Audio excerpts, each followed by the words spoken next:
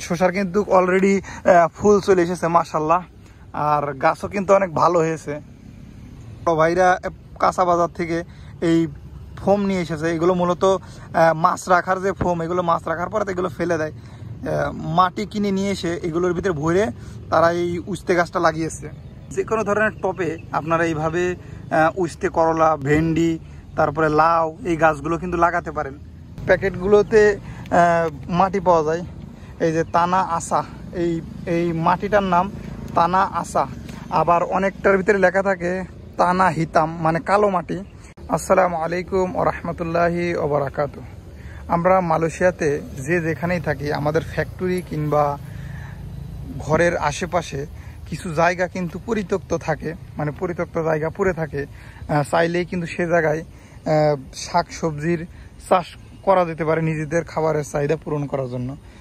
তেমনি এখানে বড় ভাইরা তারা সবাই মিলে পুঁইশাক গাছ, লাউ, উস্তে আর শসা আর ভেন্ডি গাছ লাগিয়েছে। আজকে যদি আপনাদেরকে এটা দেখাই, শুধুমাত্র উৎসাহ দেওয়ার জন্যই আমার এই ভিডিওটা তৈরি করা। দেখেন, ইতিপূর্বেই কিন্তু তারা এখান থেকে পুঁইশাক নিয়ে খেয়েছে, আর গাছও অনেক ভালো হয়েছে। এগুলো হলো পুঁইশাক গাছ। পুঁইশাকের মাছা করে দিয়েছে। আর এই যে এটা হলো আমাদের মসজিদ, আমরা যেখানে নামাজ পড়ি। আর এই সাইডে পরিত্যক্ত কিছু জঙ্গল জায়গা ছিল, আপনারা হয়তো ওইদিকে দেখতে পাচ্ছেন, জায়গাগুলো জঙ্গল ছিল। তারা অনেকেই মিলে এই জায়গাটা পরিষ্কার করেছে। পরিষ্কার করে তারা কিন্তু এই গাছটা, মানে গাছগুলো, শাকসবজি এগুলো লাগিয়েছে। আর এই যে পাশে হইলে অনেক সুন্দর একটা খাল, আর সাইড দিয়ে এই যে ওভারব্রিজ, আর হইলে মেন রোড। যদি আপনাকে দেখায় কি কি লাগিয়েছে, এই যে পুঁইশাক গাছ মাশাআল্লাহ অনেক সুন্দর হয়েছে কিন্তু গাছগুলো। আর এই সাইডে ভেন্ডি আছে, এগুলো হলো ভেন্ডি লাগিয়েছে। এই যে ভেন্ডি গাছ, ভেন্ডি আশা করা যাচ্ছে যে সপ্তাহ 3 পরেই এই গাছগুলোতে ভেন্ডি থাকবে। এই যে এইগুলো লাউ লাগিয়েছে। আর এই যে এটা হলো শসা গাছ। দেখেন, শসার কিন্তু অলরেডি ফুল চলে এসেছে মাশাআল্লাহ। আর গাছও কিন্তু অনেক ভালো হয়েছে, অনেক সুন্দর কিন্তু শসার ফুল এসেছে। অনেকগুলো ফুল এসেছে শসার। এখন যদি আল্লাহ যদি ফল দেয়, এইগুলোই কিন্তু অনেক শসা হবে আর কি। আর অনেক সুন্দর করে কিন্তু তারা মাছা করে দিয়েছে। আর এটা করতে কিন্তু তাদের অনেক শ্রম দিতে হয়েছে, অনেক পরিশ্রম দিতে হয়েছে। আমরা মালয়েশিয়ায় যে যেখানেই থাকি, ফ্যাক্টরি কিংবা বাসাবাড়ির আশেপাশে কিন্তু কম বেশি কিন্তু পরিত্যক্ত জায়গা কিন্তু থাকেই। মালয়েশিয়া কিন্তু পর্যাপ্ত পরিমাণে জায়গা পরিত্যক্তভাবে পড়ে থাকে, যেটা কিন্তু কোনো কাজেই ব্যবহার করা হয় না। চাইলেই কিন্তু সেখানে যদি সময় থাকে, তাহলে সেই জায়গাটা পরিষ্কার করে, যদি পারেন তাহলে আপনি দেশের থেকে বীজ নিয়ে আসবেন। কিংবা এই জায়গার যেই সুপার শপগুলো আছে, যেমন মাইডিন, কিংবা যেখানে বীজ পাওয়া যায়, কিংবা আপনি অনলাইনে চাইলেও অর্ডার দিতে পারে। মালয়েশিয়ার কিন্তু জনপ্রিয় অনলাইন শপ আছে, শপি, লাজাদা, টিকটক, এগুলোর থেকে কিন্তু আপনি লাউ, উস্তে, করলা, ভেন্ডি, মানে যে সবজি হোক, আপনি ওই সবজির বীজ কিন্তু চাইলে আপনি অনলাইন থেকে অর্ডার দিয়ে খুব সহজেই নিয়ে আসতে পারেন, নিয়ে এসে লাগাতে পারেন। এই যে পেঁপে গাছ এখানেও লাগানো আছে, ওই সাইডেও কিছু পেঁপে গাছ লাগানো আছে। এখন ওই সাইডেও আমি যদি একটু যাই, আর মালয়েশিয়াতে কিন্তু বেশিরভাগ জায়গায় পাথর থাকে। এই যে এইরকম পাথর আপনি দেখতে পাবেন। এই যে তারা সজনে গাছও লাগিয়েছে। এই যে সজনে গাছ, এই সজনে গাছটা আলহামদুলিল্লাহ এটা জীবিত হয়ে গিয়েছে লাগানোর পরে। এই যে, আর এই যে এটা হইলে উস্তে গাছ, উস্তে গাছটাও সুন্দর হয়েছে। আর বড় ভাইরা কাঁচা বাজার থেকে এই ফোম নিয়ে এসেছে। এগুলো মূলত মাছ রাখার যে ফোম, এগুলো মাছ রাখার পরে এগুলো ফেলে দেয়। মাটি কিনে নিয়ে এসে এগুলোর ভিতরে ভরে তারা এই উস্তে গাছটা লাগিয়েছে।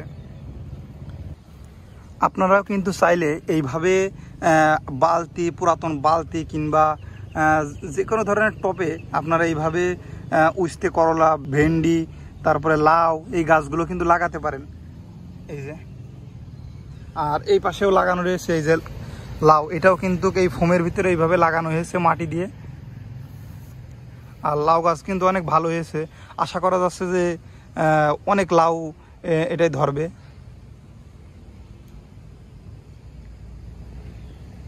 এই পাশেও লাগানো হয়েছে এই যে। এটা চারা গজাচ্ছে। আর আপনাদের যদি এই মাটিটার বিষয়ে একটু বলি, এই যে মূলত এই প্যাকেটগুলোতে মাটি পাওয়া যায়, এই যে তানা আসা, এই মাটিটার নাম তানা আসা।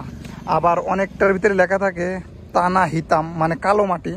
মানে আপনারা মালয়েশিয়ার যেই সুপার মার্কেট মাইডিন কিংবা যে কোনো মার্কেট, মানে বড় মার্কেটগুলোতে গেলে এই ধরনের ছোট ছোট প্যাকেটে আপনারা কিন্তু মাটি দেখতে পাবেন, যেই মাটিগুলোর সাথে আপনারা সাধারণ যে মাটি আছে কিংবা বালি, এই মাটিগুলো মিক্স দিয়ে যদি আপনারা এই ধরনের ফোমে কিংবা বালতিতে লাগান, তাহলে কিন্তু খুবই ভালো হবে গাছগুলো, মানে পরিপূর্ণ এই গাছগুলো কিন্তু পুষ্টি পেয়েছে। এই যে এই লাউগুলোতে কিন্তু পরিপূর্ণ পুষ্টি পেয়েছে। আপনারা চাইলে আপনাদের বাড়ির আশেপাশে কিংবা অফিসের আশেপাশে এইভাবে লাউ, উস্তে, করলা এই গাছগুলো কিন্তু লাগাতে পারেন।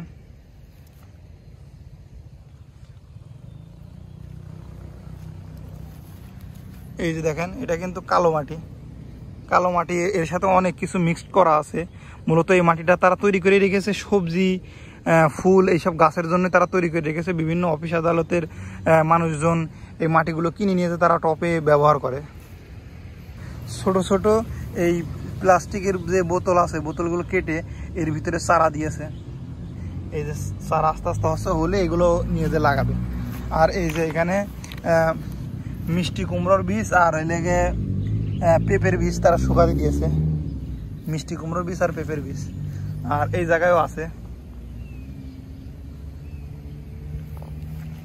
এগুলো লাগিয়েছে, কিন্তু এগুলো কিন্তু এখনো উঠিনি। এই যে